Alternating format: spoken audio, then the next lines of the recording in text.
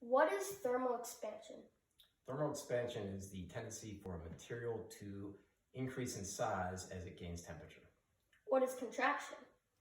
It would be the opposite, where a material decreases in size as it becomes cooler. What is your job? I'm a general contractor. Okay. Now, how does thermal expansion and contraction affect being a general contractor? It really affects many different materials. I think one of the best things we could do is to go outside and show you one of them.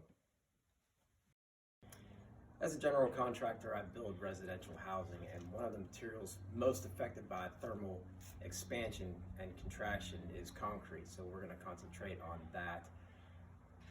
One of the things we do to avoid cracking, which is caused by thermal expansion or contraction, is to cut a contraction joint in the concrete, such as this joint right here. There are a couple reasons we do that, and the main reason is to avoid excessive cracking.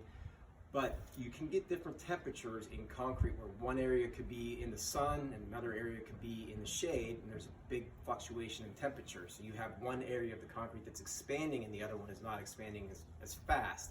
And that's what can cause a problem, because we've got one expanding fast and one not expanding, and that will cause a crack. So the expansion joint will alleviate some of that problem. Okay, so I just wanted to show you a crack in concrete that is due to thermal expansion and or contraction, really. During the curing process of concrete, which is when it's drying, it does get extremely hot, and that can cause, again, thermal expansion and contraction as it cools down. And we talked a little bit earlier about the contraction joint to try to alleviate some of those issues.